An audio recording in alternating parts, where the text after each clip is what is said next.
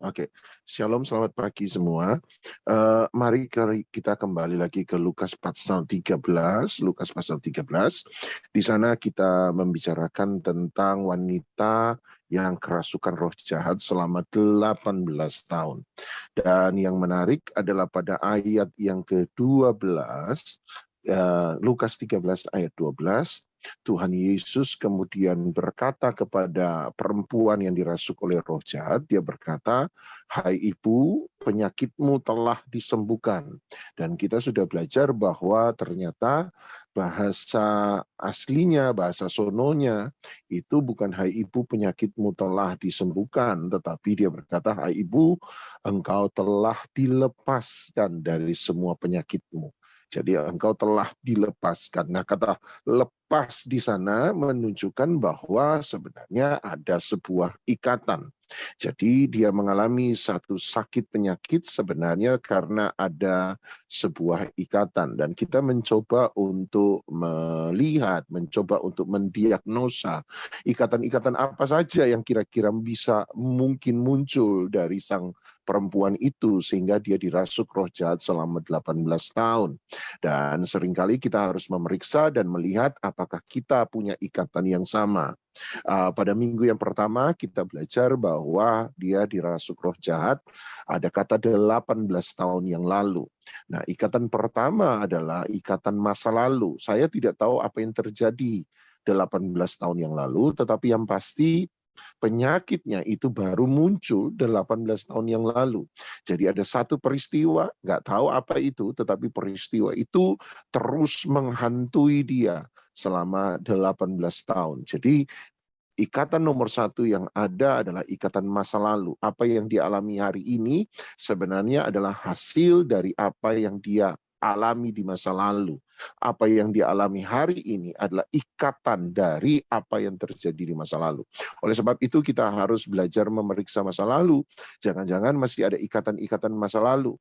Selama ikatan itu tidak pernah kita lepaskan, maka kita tidak akan pernah bisa melihat masa depan yang disediakan oleh Tuhan. Selama kita tidak bisa menutup pintu masa lalu, kita tidak akan pernah bisa membuka pintu masa depan.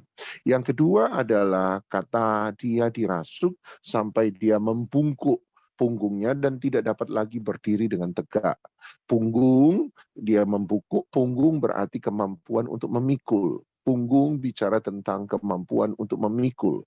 Berarti punggungnya itu menjadi bungkuk, berarti ada beban.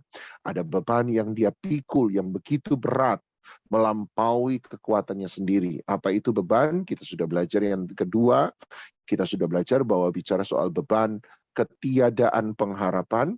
Sebab dari 1 Korintus dia berkata bahwa pencobaan-pencobaan yang kamu alami, pencobaan-pencobaan biasa yang tidak akan pernah melampaui kekuatanmu. Kenapa tidak melampaui kekuatanmu? Alkitab berkata, kata Paulus, sebab dia memberi jalan keluar. Jadi selama masih ada pengharapan, masih ada jalan keluar, kita akan punya kekuatan.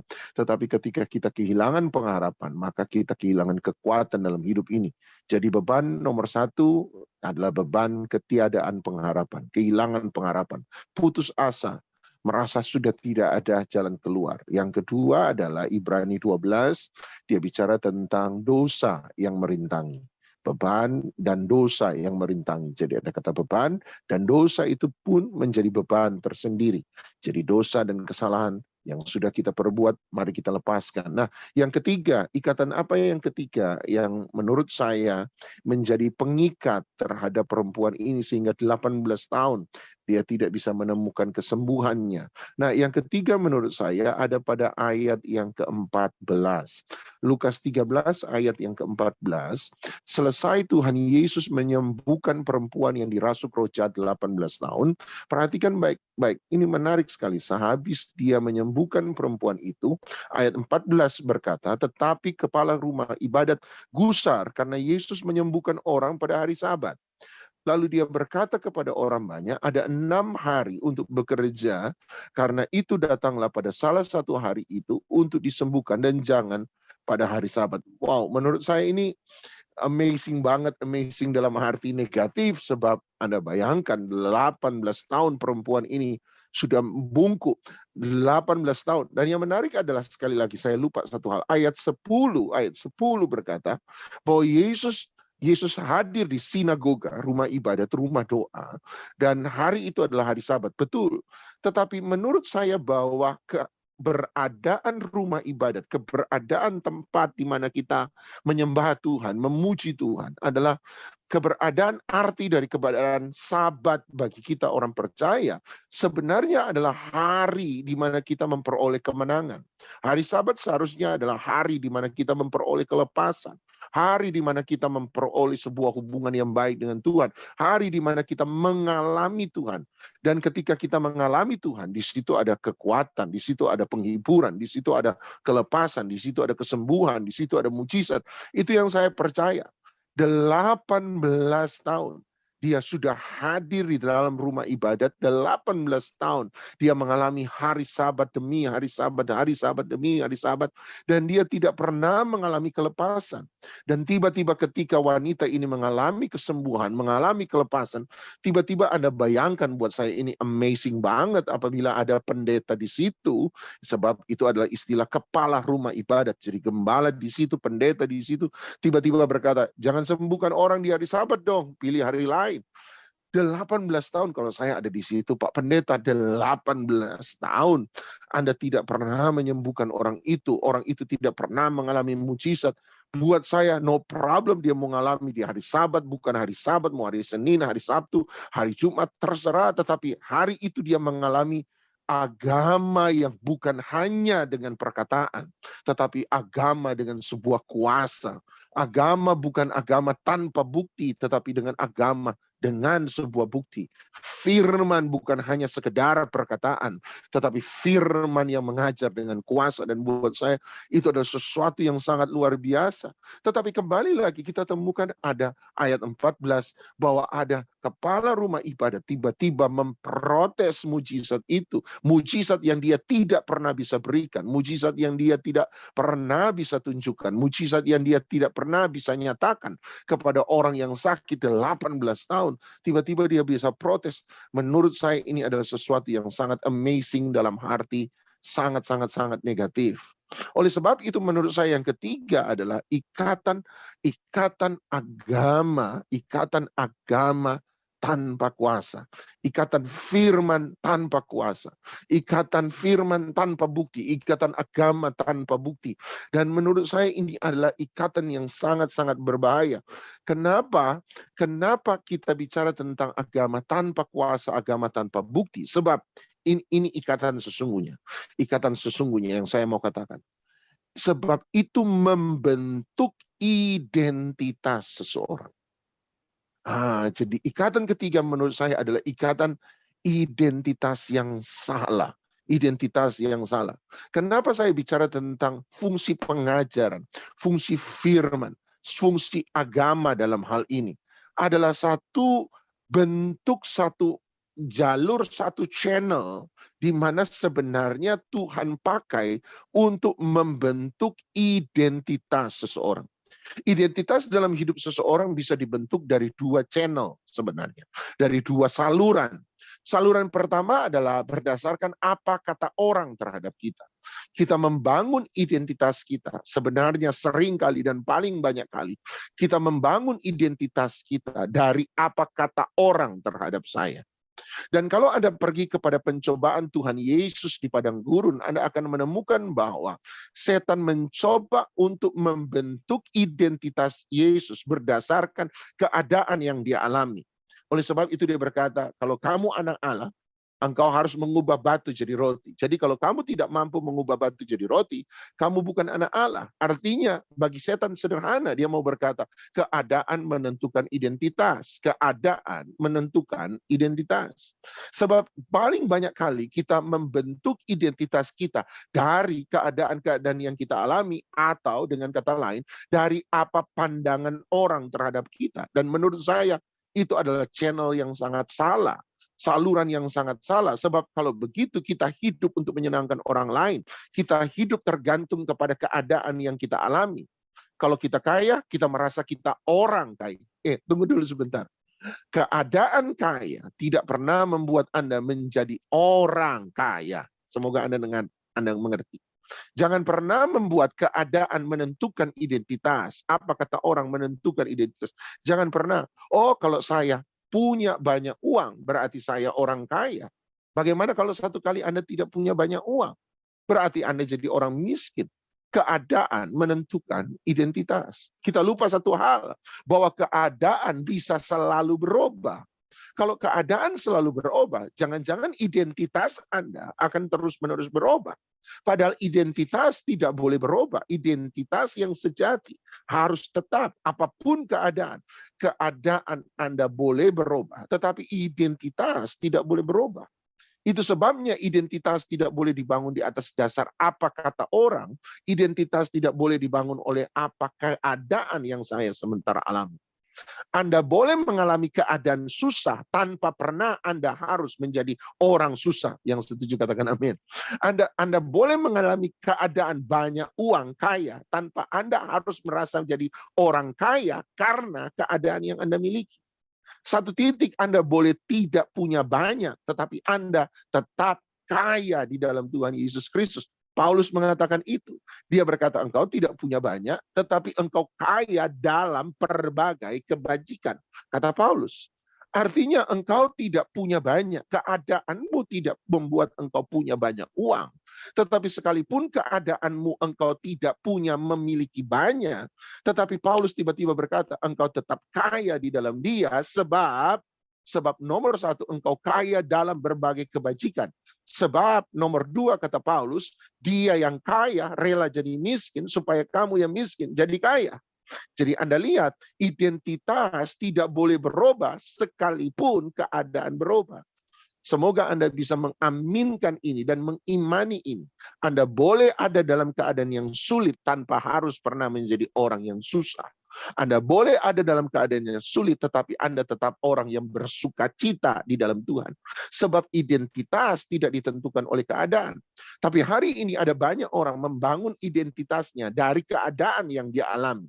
Kalau saya mengalami keadaan gagal, maka saya adalah orang gagal. Kalau saya mengalami keadaan berhasil, maka saya akan menjadi orang berhasil. No, Anda adalah produk ciptaan Tuhan.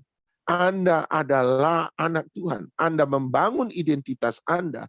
Jangan pernah bangun dari keadaan yang kita alami, dan jangan pernah membangun dari apa kata orang terhadap kita. Jadi nomor satu, identitas bisa dibangun dari keadaan.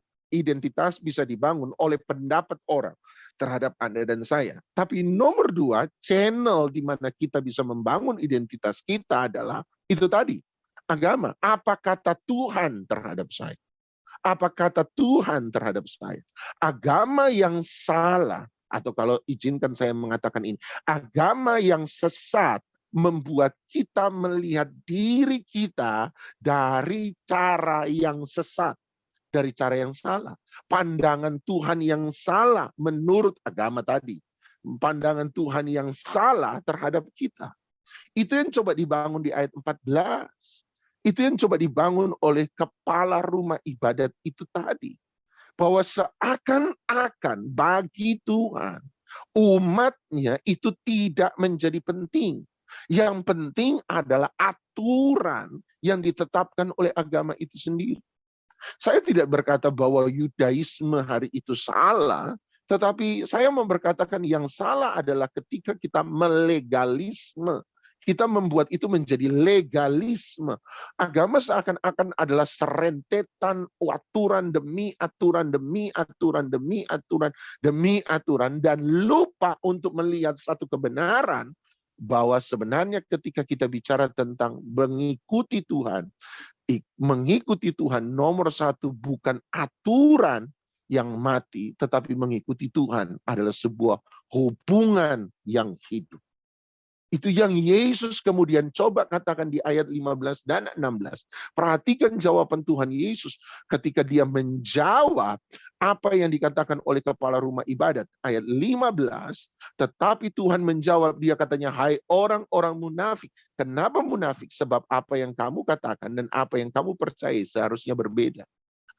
Kenapa munafik? Sebab apa yang kamu lakukan dan apa yang firman Tuhan katakan itu berbeda. Makanya dia berkata, hai orang-orang munafik, bukankah setiap orang di antaramu melepaskan lembunya atau keledainya pada hari Sabat dan dari kandangnya dan membawanya ke tempat minum? Anda lihat, Sabat sekali lagi seharusnya berfungsi untuk memerdekakan, untuk melepaskan. Sabat berfungsi untuk memberi minuman terhadap jiwa yang haus, jiwa yang dahaga. Sabat seharusnya memberi kepuasan, Sabat memberi jawaban, Sabat memberi kekuatan, Sabat memberi penghiburan. Itulah Sabat yang sejati. Itulah hari di mana kita berjumpa dengan Tuhan yang sejati. Tetapi kemudian dia mengatakan, kamu tidak melakukan itu. Untuk binatang kamu melakukan itu, untuk manusia kamu tidak. Artinya, ini agama yang memperbudak adalah ini. Agama yang memperbudak membuat manusia berarti lebih rendah dari binatang. Itu yang Tuhan Yesus mau katakan. Dia berkata ayat 16, bukankah perempuan ini, ayat 16, yang sudah 18 tahun diikat oleh iblis, harus dilepaskan dari ikatannya itu, karena dia adalah the daughter of Abraham. Sebab dia adalah anaknya Abraham. Wah, lihat apa yang Yesus lakukan. Dia mengembalikan identitas yang benar. Dia mengembalikan identitas yang benar. Bahwa bagi agamamu, ini yang dia mau katakan ayat 15, bagi agamamu, manusia itu lebih rendah daripada binatang. Sebab engkau membuat manusia lebih rendah daripada peraturan-peraturanmu.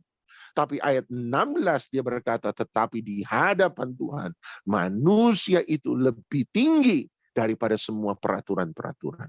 Manusia itu lebih berarti bagi Tuhan daripada semua aturan-aturan dan ketetapan-ketetapan yang kamu sebut sebagai sebuah agama. Anda lihat, inilah Yesus mengembalikan cara pandangan yang benar supaya dia bisa membangun sebuah identitas. Sebab toh dia tetap anak Abraham. Hari ini saya mau berkata, kita lebih daripada anak Abraham. Kita adalah anak Abraham secara rohani, tetapi kita lebih juga daripada anak Abraham, sebab kita semua adalah anak-anak Allah. Bukankah dia mengasihi kita, dia mencintai kita, dia menerima kita apa adanya. Dosa betul, dosa membuat kita tidak bisa menerima hal yang baik dari Tuhan. Tetapi dosa bukan berarti dosa bisa menghalangi kasih Tuhan yang besar kepada kita. Dosa tidak akan pernah bisa mengalahkan kasih karunia Tuhan. Dosa membuat kita tidak mau menerima kasih karunia Tuhan. Bukan berarti dosa bisa mengalahkan besarnya kasih karunia Tuhan kepada kita. Sekali lagi, betul saya setuju bahwa dosa menghalangi kita menerima sesuatu yang baik dari Tuhan. Tetapi dosa menghalangi kita menerima sesuatu yang baik dari Tuhan bukan karena Tuhan tidak bisa mengalahkan dosa. Bukan, tetapi karena dosa membuat kita tidak pernah mau datang kepada Dia. Kita tidak pernah mau hadir di hadapan Dia. Sebab saya percaya kalau Anda datang, Anda akan menerima sesuatu yang dahsyat dan luar biasa dari Tuhan. Kita lebih daripada anak Abraham. Kita adalah anak Allah.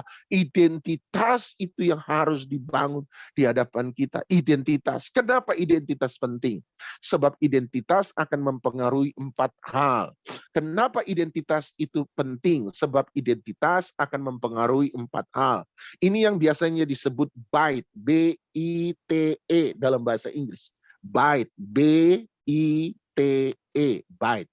Jadi identitas akan mempengaruhi BITE seseorang, B-I-T-E. B yang pertama adalah behavior. B yang pertama adalah behavior, tingkah laku seseorang, tindakan seseorang, perbuatan seseorang. Identitas kita menentukan tindakan kita.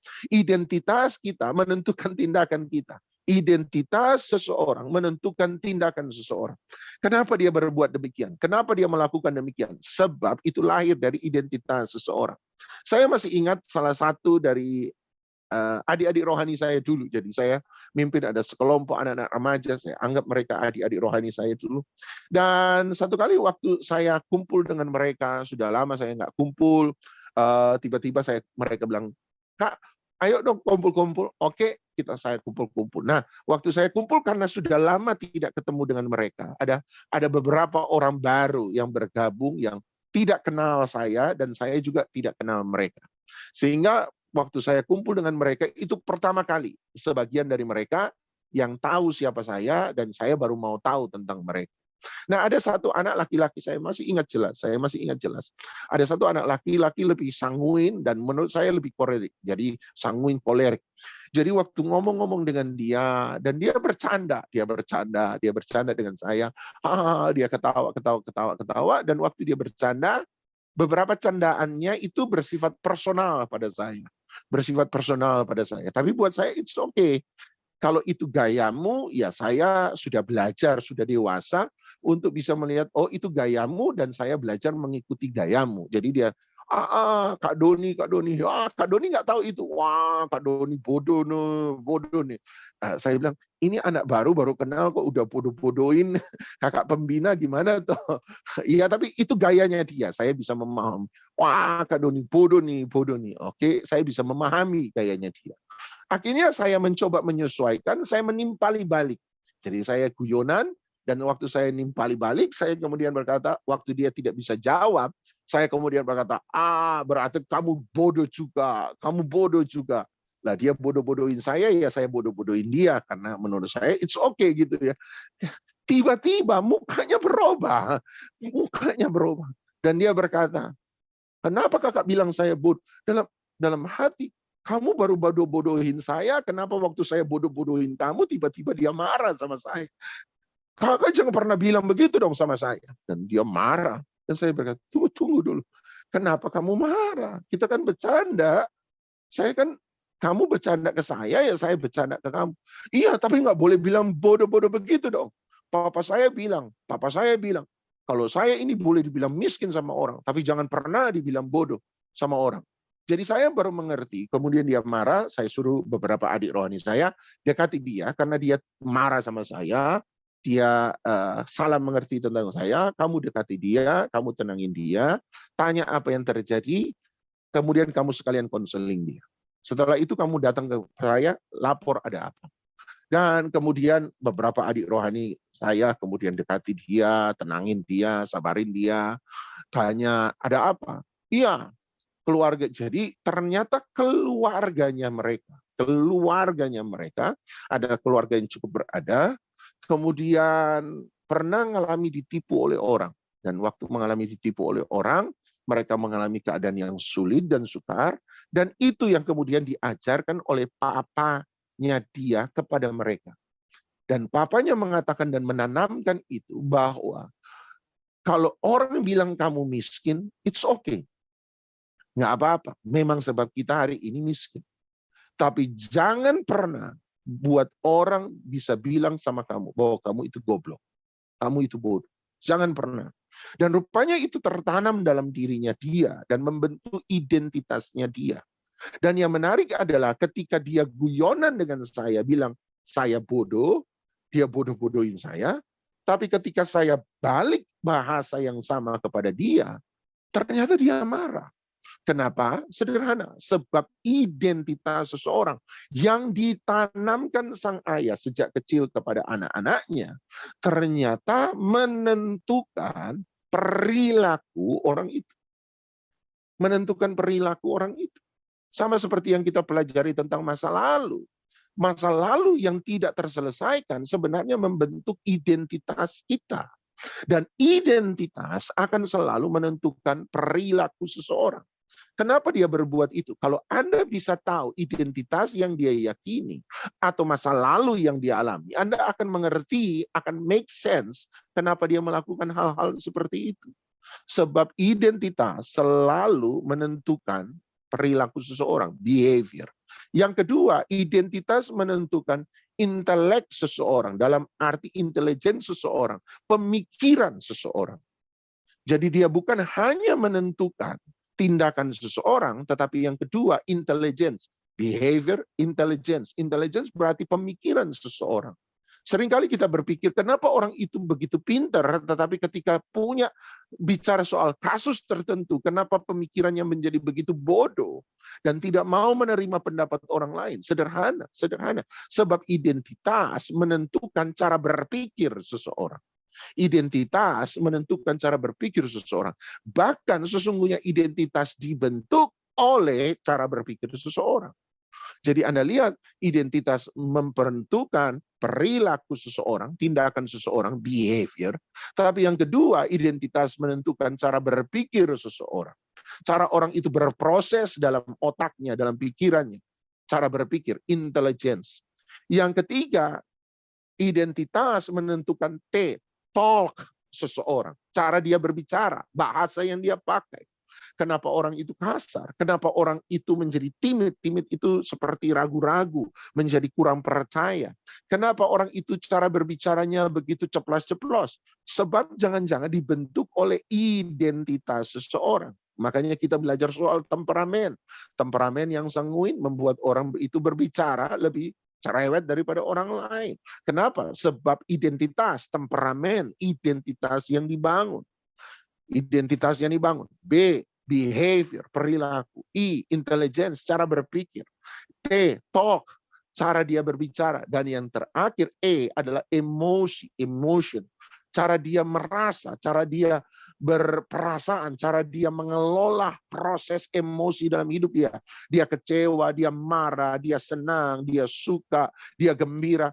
Semua ditentukan oleh identitas yang ada dalam hidupnya. Jadi Anda lihat, identitas menentukan seluruh keberadaan seseorang. Oleh sebab itu ini penting. Iblis tadi saya katakan, pencobaan Tuhan Yesus di padang gurun. Tujuan iblis bekerja dalam hidup seseorang bukan untuk membuat orang menderita, sebab ini semua orang yang percaya iblis, mengikuti iblis, pasti pada akhirnya akan menderita. Tetapi iblis tidak menawarkan penderitaan, sebab kalau iblis menawarkan penderitaan, tidak ada yang mau ikut dia. Semoga Anda setuju. Iblis menawarkan sebuah kesenangan. Apakah orang bisa kaya lewat dukun? Ya, berarti iblis tidak berfungsi, bertugas untuk buat orang susah, tetapi iblis juga bisa buat orang jadi kaya, walaupun terakhirnya menderita. Tetapi yang dia tawarkan bukan penderitaan, dia tawarkan kekayaan, dia tawarkan kesenangan. Sebab dosa menjadi menggiurkan, dosa menjadi sangat menggiurkan, sebab dosa menawarkan kesenangan. Berarti bisnis iblis bukanlah bisnis membuat orang menderita. Bisnis iblis kalau begitu apa? Bisnis iblis adalah mengubah identitas seseorang. Mengubah identitas seseorang. Mengubah identitas. Makanya ketika Yesus dicobai, apa yang dikatakan iblis? Kalau engkau anak Allah. Serangan iblis nomor 1 dalam hidup Yesus adalah identitas. Kalau begitu serangan nomor 1 iblis dalam hidup Anda dan saya, coba tebak apa? Identitas. Dia buat itu tadi. Dia buat Anda susah supaya Anda merasa Anda orang susah. Dia buat Anda miskin supaya Anda merasa Anda orang miskin. Dia membuat Anda kaya supaya Anda merasa Anda jadi orang kaya. Tetapi identitas kita tidak boleh dibangun oleh keadaan. Iblis mencoba melakukan itu. Berarti tindakan kita bukan karena keadaan. Pola pikir kita bukan karena keadaan. Cara kita berbicara bukan karena keadaan. Emosi kita jangan karena keadaan. Kalau begitu, apa yang harus saya lakukan? Perilaku saya harus berdasarkan apa? Intelligence, cara berpikir saya harus berdasarkan apa? Talk saya, bicara saya harus berdasarkan apa? Emosi saya harus berdasarkan apa? Cara Allah melihat kita, cara Tuhan melihat kita. Dan agama yang tanpa kuasa itu membelokkan identitas yang benar. Cara pandang yang benar tentang Allah terhadap kita. Hari itu Yesus datang dan berkata kepada wanita itu, 18 tahun. Kalau kepala rumah ibadat memperlakukan engkau lebih rendah daripada binatang. Tuhan Yesus datang untuk berkata, Bapamu di sorga memandang engkau lebih berharga daripada segala-galanya. Itu sebabnya dia memberikan anaknya yang tunggal, supaya kita yang percaya kepadanya tidak binasa, melainkan beroleh. Anda boleh sakit, tapi Anda bukan orang penyakitan. Sebab Tuhan mau menyembuhkan Anda. Anda boleh ada dalam keadaan susah, tapi Anda bukan orang susah. Sebab Tuhan mau membebaskan Anda. Hari ini, biarlah hari pembebasan bagi setiap kita. Mari kita siapkan set perjamuan kudus kita di hadapan Tuhan. Roti dan anggur. Datang pada Dia dengan identitas benar. I am the Son of God. I am the daughter of God. Aku adalah anak Allah. Aku punya banyak kelemahan. Ya, tetapi keadaan tidak menentukan identitas. Saya mungkin punya banyak kegagalan, tapi keadaan tidak pernah menentukan identitas. Anda bukan orang gagal. Anda hanya sementara mengalami kegagalan. Anda bukan orang penyakitan. Anda hanya sementara mengalami sakit penyakit.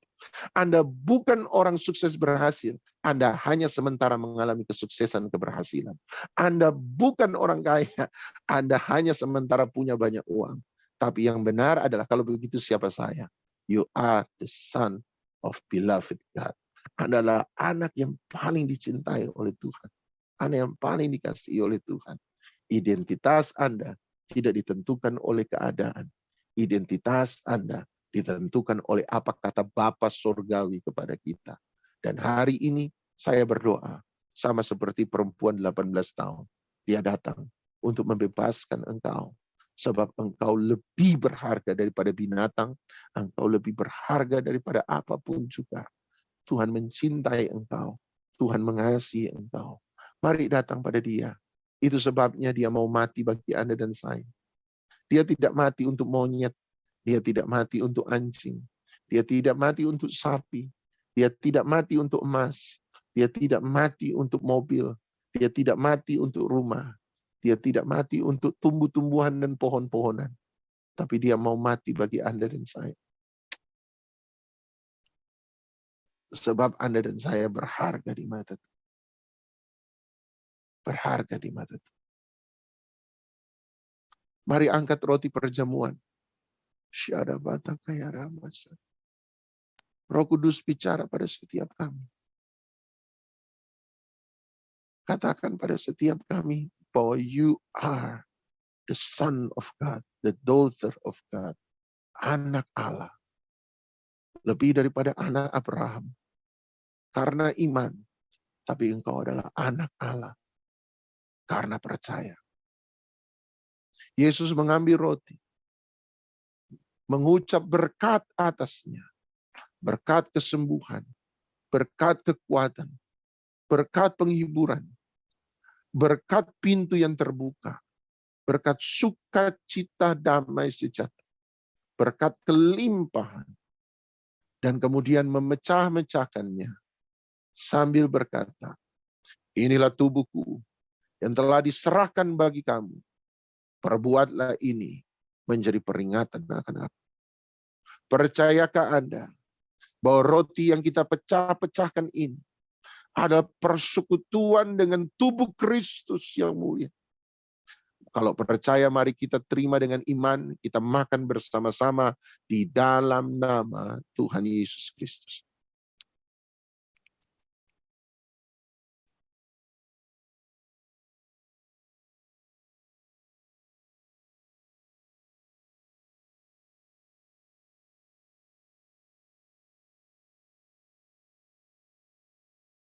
Angkat cawan di tangan kanan Anda.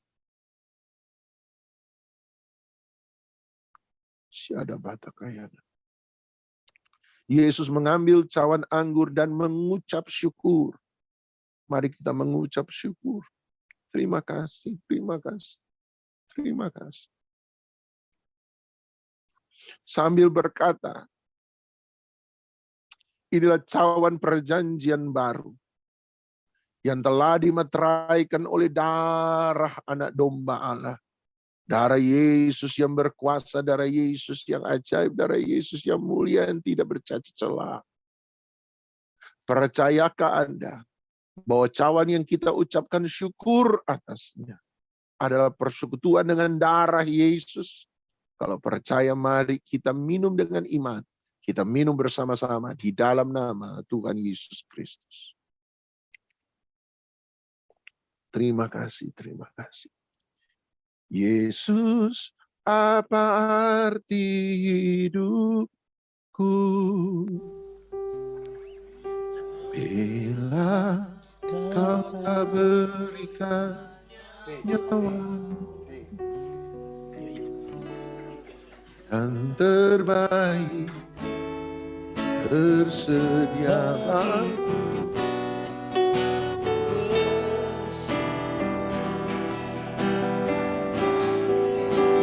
kasih karunia-Nya melayakkan Yesus, apa arti hidupku bila Kau tak berikan nyawamu yang terbaik tersedia bagiku. Ku bersyukur atas kasih Yesus. Yesus, apa arti hidupku bila Kau tak berikan nyawamu yang terbaik tersedia bagiku. Ku bersyukur atas kasih karunia-Mu. Orang lain bisa mengakui Anda bisa menyenangkan semua orang. Tapi kalau Anda hidup tidak memenuhi ekspektasi Bapa Surgawi sebagai anaknya, maka Anda patut gelisah hari ini. Tetapi sebaliknya, semua orang mungkin bisa memandang Anda sebagai produk gagal.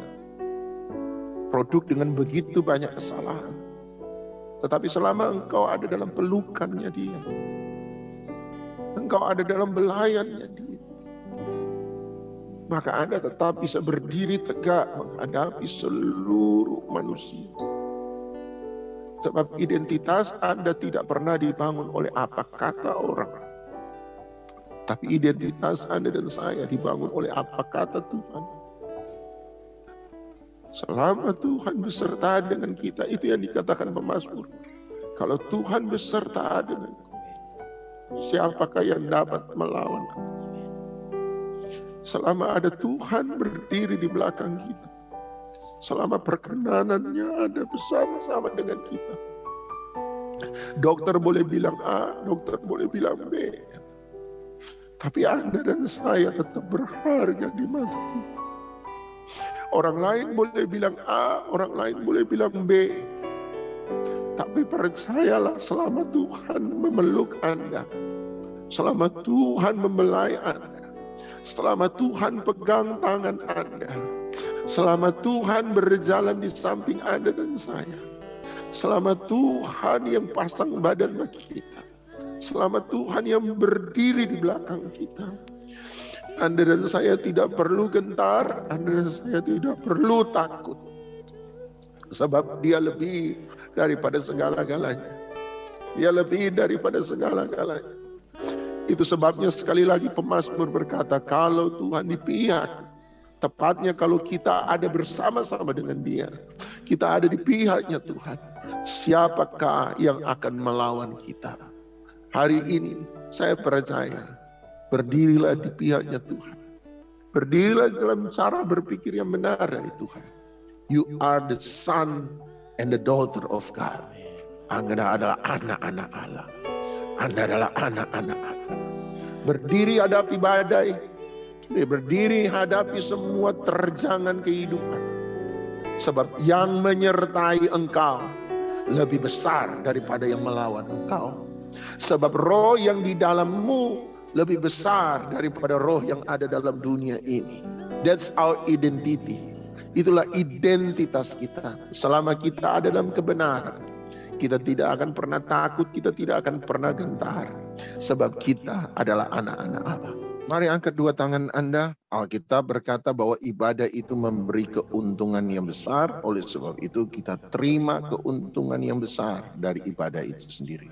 Terimalah berkat daripada Allah Bapa, cinta kasih sayang dan syafaat daripada Tuhan kita Yesus Kristus, persekutuan, penghiburan, kekuatan, sukacita, damai sejahtera, kemenangan, hikmat, wahyu, urapan daripada Roh Kudus menyertai setiap kita, menjadikan kita kekuatan bagi mereka yang lemah, penghiburan bagi mereka yang meneteskan air mata, kesaksian bagi mereka yang terhilang, menjadikan kita terang bagi mereka yang ada dalam kegelapan, menjadikan kita garam bagi mereka yang ada dalam ketawaran, dan menjadikan kita berkat bagi mereka yang membutuhkan. Biarlah berkat ini tinggal tetap dalam hidupmu, keluargamu, kesehatanmu, masa depanmu, anak cucumu diberkati oleh Tuhan di dalam nama Tuhan Yesus Kristus. Yang percaya di lewat berkat Tuhan sama-sama kita katakan amin.